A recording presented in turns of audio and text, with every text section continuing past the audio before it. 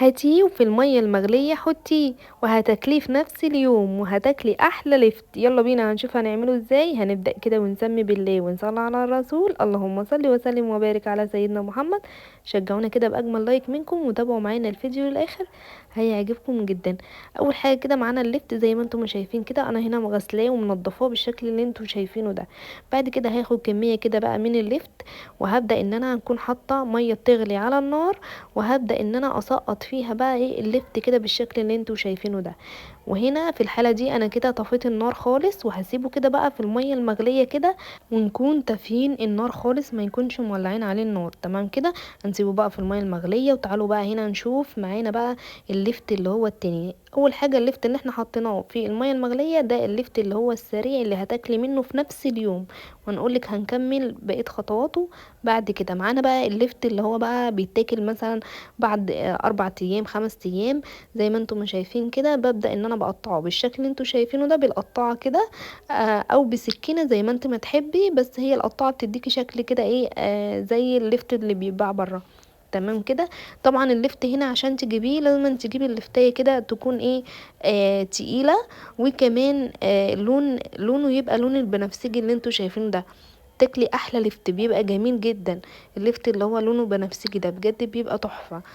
بتنقي طبعا اللفتايه اللي هي تكون تقيل، يعني حجم اللفت يبقى تقيل كده، عشان خاطر بيبقى سواعي، بيبقى فيه من جوه بيبقى شايخ، وبيبقى سواعي بايظ وكده. فاللفتايه اللي هي التقيله دي بيبقى افضل يعني. وهنا بقى هقولك بقى على خطوه مهمه جدا في اللفت. وهنا بقى طبعا لازما ان احنا، انا طبعا غسلاه ومنضفاه زي ما انتم ما شفتوا، لكن لازما ان احنا بنغسله كده وننزله كده تحت الحنفيه مره كمان وبنصفيه. لازما مهم جدا ان احنا نصفيه من الميه اللي هي بتبقى نازله منه، عشان خاطر الميه ديت بتعمل ريحه وحشه جدا في اللفت، وتخلي يعني ما يبقاش ليه ريحه، اي ريحه كريهه. تمام كده. فبنصفيه كويس جدا، وممكن كمان ترشيله رشه ملح كده. هنا بقى في الخطوة التانية اللي بيخلي اللفت بقى طعمه تحفة جدا، وكمان لونه كده بينك وجميل، هقول لكم على الخطوة اللي انا بعملها دي. هنا بقى معانا البنجر، انا حطيته في المية اللي هي ايه، كنت انا غالية وحاطة فيها اللفت، يعني حطيتها كده حوالي 5 دقايق بس مش اكتر، على ما قطعت بقية اللفت. طبعا هنا لو انتي هتضربيهم بقى في الكبة هتعملي زي كده، لو هتضربيهم بقى في الخلاط فانتي هتسوي البنجر كويس جدا، يعني زي المسلوق كده بالظبط. وبتبدأي ان انت بتضربيه في الخلاط عادي جدا. وهنا هنضيف بقى كده البنجر كده في الكبة، وبعد كده هضيف عليه حاجتين اتنين بس. وهنا بقى هنضيف معلقة من الفلفل الاحمر او الفلفل اللي هو الرومي. كمان هضيف فص من الثوم اللي هو المفروم، لو عندك اللي هو الحصى ممكن تحطي فص واحد من الثوم. هنضربهم بقى كده كويس، وبعد كده هيبقى معانا بالشكل الجميل ده. عايزه اقول لكم بيخلي طعم اللفت وريحته وكمان لونه البينك الجميل ده بيبقى تحفه جدا. لازم تعملي الخطوات دي في اللفت، بجد بيبقى خطير. هنا بقى فرمناه كده وحطيناه كده بقى في طبق. بعد كده هنجيب معانا بقى البطرمان اللي انتي هتستعمليه، طبعا بنبقى غسلينه بميه دافيه كده، وبنبقى منشفينه خالص، وبنبدا ان احنا بنحط بقى في اللفت. وهنا لازما لما تستعملي اي بطرمان لازما يبقى كمية اللفت تبقى قده بالظبط، يعني ما ينفعش ان هو ايه يبقى تحطي حبة صغيرين على يعني بطرمان يكون كبير. طبعا ايه هيبقى مش كويس، مش هيبقى حلو. فلازم كل كمية مثلا من اللفت جايباها كمية صغيرة على قد حجم البطرمان بالظبط. تمام كده. هبدأ بقى ان انا احط كده بقى الخلطة بتاعتنا اللي احنا عاملينها الجميلة دي. عايزة اقول لكم بجد ريحته تحفة جدا. هنحط بقى كده البنجر بتاعنا كده بالشكل ده.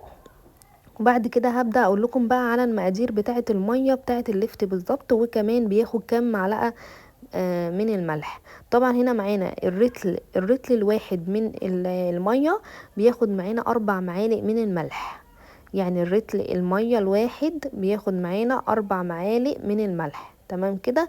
هنحط 4 معالق من الملح، وهضيف كمان معلقة من السكر. السكر هنا بقى هيخليه معاكي مقرمش، ولو في اي مرارة بتروح منه. حطيت كمان ربع كوباية من الخل. الخل كده بيخليه كده يديله طعم حلو، وكمان بيخليه ان هو يستوي معاكي كده على طول، ما ياخدش معاكي تسوية كتير. هنقلب كده بقى الملح مع السكر ومع الخل. اهم حاجة معلقة السكر عشان بيخليه يقرمش معاكي، وكمان بيبقى يشيل اي مرارة منه. طبعا هنا طبعا اللتر ما كفاش معايا، فهضيف كمان هنا بقى رتل عشان خاطر اكمل بقية البطرمان بتاعي. وهنا كده ضفت بقى، وهضيف كل المقادير بالظبط تاني: 4 معالق من الملح، وهضيف كمان عليها ربع كوباية من الخل، وهضيف معلقة من السكر تانية عشان خاطر طبعا البطرمان عندي كبير بالشكل اللي انتوا شايفينه ده. وهنا انا هنا ضفت كده كل الكمية بالشكل ده. هبدأ بقى ان انا اقفله كويس جدا، وبعد كده هبدأ ان انا بقى ايه ارجه كده بقى بالشكل ده عشان كله بقى ايه يتجانس كده مع بعضه، مع الخل والملح وكله يتدوب كده ببعضه. هنسيبه بقى كده على جنب. شايفين شكله تحفة جدا. ده كده بقى الليفت اللي هو بيقعد اسبوع على الاقل مثلا. هنا بقى معانا الليفت اللي هو طبعا السريع. تعالوا بقى نشوف الليفت السريع اللي هو ليه ميزة حلوة جدا ومفيد جدا وصحي جدا. هنشيله بقى كده بقى من الميه. وطبعا هو الميه هنا ايه بردت منه كده، فبدات ان انا شيلته بقى على ما قطعت طبعا الليفت التاني وخلصته. هبدا بقى ان انا اقطعه كده بنفس التقطعات بالشكل اللي انتوا شايفينه ده. عايزه اقول لكم الليفت ده مفيد جدا. يعني اول حاجه صحي، الناس اللي هي بتشتكي دايما من بطنها وتبقى عندها القولون، ده حلو جدا ليهم وبيبقى مفيد جدا. كمان بيبقى اي ميه، الميه طبعا احنا حاطينه في الميه نزل منه الحاجات اللي هي بتتعب البطن، وكمان اي ريحة منه، وبيبقى جميل جدا. وفي نفس الوقت كمان بيستوي كده في يعني حوالي 3 4 ساعات، بتلاقيه كده بدأ لون لونه، وكمان استوى معانا وفي نفس الوقت بيبقى مقرمش جدا، لان احنا هنحط له كده كل الحاجات اللي هي زي اللي عملناه برضو في الليفت التاني.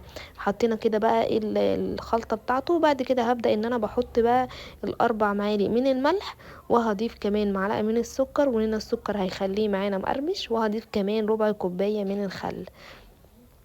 بس كده هبدأ بقى ان انا اضيفه بقى كده على البطرمان بتاعنا. هنا طبعا انا حطاهم في بطرمان صغير عشان الكمية طبعا قليلة. زي ما قلت لكم البطرمان لازم يبقى قد حجم اللفت الكمية اللي انت عاملاها.